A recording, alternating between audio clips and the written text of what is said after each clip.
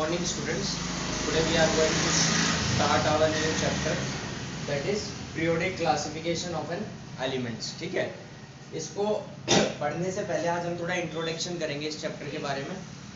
Metals and non metals हम last में करेंगे, वो आपका लास्ट चैप्टर बचेगा और उसमें एक टॉपिक नहीं है, कार्बन एंड कंपाउंड से एक टॉपिक आएगा. एंड वी आर देन अपना सिलेबस ऑलरेडी वैसे मैम ने कंप्लीट करा चुका है, ये रिवीजन ही चल रहा है आपका. सो आज हम स्टार्ट करते हैं chapter 5, that is periodic classification of elements. So इस चैप्टर को पढ़ने से पहले आपको नाम से ही पता चल गया होगा कि जो एलिमेंट्स है, अब तक आप रिएक्शंस पढ़ रहे हो, उनमें सोडियम आ रहा है, कभी मैग्नीशियम, कभी अमोनिया, कभी कुछ. जो ये एलिमेंट्स है, एलिमेंट्स के बारे में पढ़ते आ रहे हो आप क्लास 9 से. अब इस चैप्टर के माध्यम से from by the view of this chapter they would like to tell you that there could be a proper arrangement of these element in somewhat table like structure, that is known as periodic table. ठीक है, तो ये periodic table तो possible है नहीं यहाँ बनाने board के ऊपर, तो आप यहाँ ऑब्जर्व कीजिए. आपकी एनसीईआरटी बुक पेज नंबर 86 के अंदर ये पीरियोडिक टेबल है, इसको ढंग से देखो.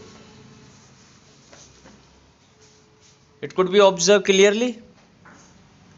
ये देखो, जो आप ये पिंक कलर के बॉक्स देख रहे हो, जहाँ आपको दिख रहा है बोरोन, ठीक है, जहाँ आपको दिख रहा है बोरोन, सिलिकॉन, ठीक है, जर्मेनियम, आर्सेनिक, टेलेनियम, पोलेनियम, ये सब क्या है? These all are metalloids. ये देखो, ये क्या है? मेटलॉइड्स. अब ये मेटलॉइड्स क्या होते हैं बताया था मैंने आपको, जिसमें मेटल्स की भी प्रॉपर्टी रहती है और नॉन मेटल्स की भी प्रॉपर्टी रहती है. तो इनके पास दोनों प्रॉपर्टीज है, तो इनको क्या है इस हिसाब से यहाँ प्लेस किया गया है कि इनके इस साइड में जितने भी आप देख रहे हो, दीज ऑल आर मेटल्स, और इधर आप जितने देख रहे हो दीज आर नॉन मेटल्स. ठीक है, ये सारे नॉन मेटल्स है और ये सारे क्या है? मेटल्स है. लेकिन एक हाइड्रोजन यहाँ पे क्या है? नॉन मेटल है. ठीक है, इसकी पोजीशन के ऊपर हम बात करेंगे, आगे आएगा जब हम पढ़ेंगे. तो ये चीज़ आपको पता होनी चाहिए. अब एक चीज़ आप देखो, इनको तो बोलते हैं groups, these are called groups. ठीक है, these are called groups and these are called periods. ये पीरियड्स होते हैं, ये ग्रुप्स होते हैं. ठीक है, अब आप एक चीज़ देखो,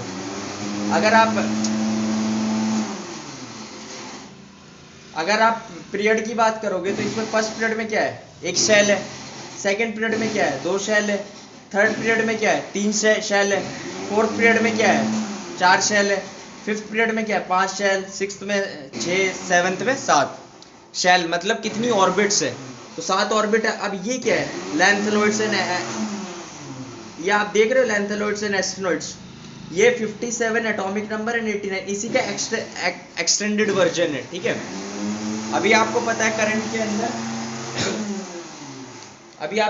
अंदर पता है कितने एलिमेंट्स है अपने पास? करंट के अंदर अपने पास 118 एलिमेंट्स है. ठीक है, जिसमें से 92 आपके क्या है? नेचुरल. ठीक है, और जो बच गए वो क्या है? आर्टिफिशियल. ठीक है, तो ये क्लासिफिकेशन आप समझो. पहले तो पीरियोडिक टेबल को आप देख लो ढंग से, आपको पता होना चाहिए क्या है. ठीक है, मेटलॉइड्स इन्होंने दिया है, देखो, metalloids, non metal and metals. ठीक है, अब अगला क्वेश्चन आता है, what is classification and why it is essential. What is classification and why it is essential. ठीक है, ये इंपॉर्टेंट चीज है. क्लासिफिकेशन का मतलब ये नहीं पूछ रहा क्लासिफिकेशन क्या है. क्लासिफिकेशन आपको पता है क्या करना है? एक एलिमेंट, सपोज करो एलिमेंट के क्लासिफिकेशन की बात हो रही है यहाँ पे. ठीक है, किसकी बात हो रही है? एलिमेंट के क्लासिफिकेशन की बात हो रही है. क्लासिफिकेशन मतलब क्या होता है? क्लासिफिकेशन का मतलब है आप उसको किस तरीके से अरेंज करते हो, क्लासिफाइड करते हो कि भाई ये एलिमेंट कैसे, जैसे एलिमेंट को आप कैसे क्लासिफाइड करोगे ये बताओ आप मुझे. How you will going to classified elements. आप सोर्टिंग करोगे एलिमेंट की. सोर्टिंग का मतलब जो एलिमेंट की सिमिलर प्रॉपर्टीज है उनको एक तरफ रखोगे, जो एलिमेंट की डिफरेंट प्रॉपर्टीज है उनको एक तरफ करोगे. तो आप क्या कह सकते हो? अरेंजमेंट और sorting of element on the basis of similarities and difference. ठीक है, ये तो बात होती है आपकी क्लासिफिकेशन की.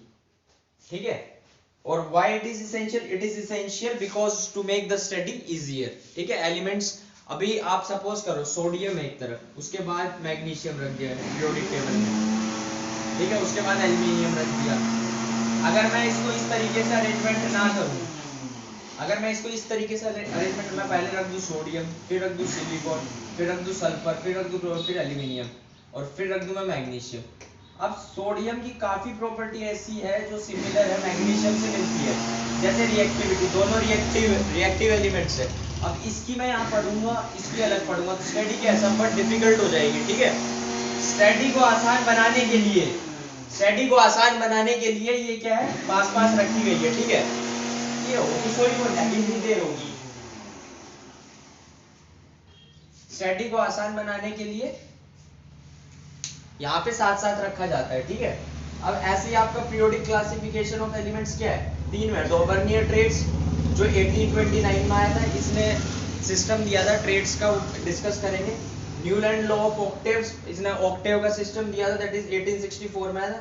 एंड मेंडलीव लॉज, ठीक है, ये सबसे इंपॉर्टेंट है, 1869 में आया था, ठीक है। आज के लिए इतना ही। Tomorrow onwards we are going to start this Dobereiner triads, ठीक है।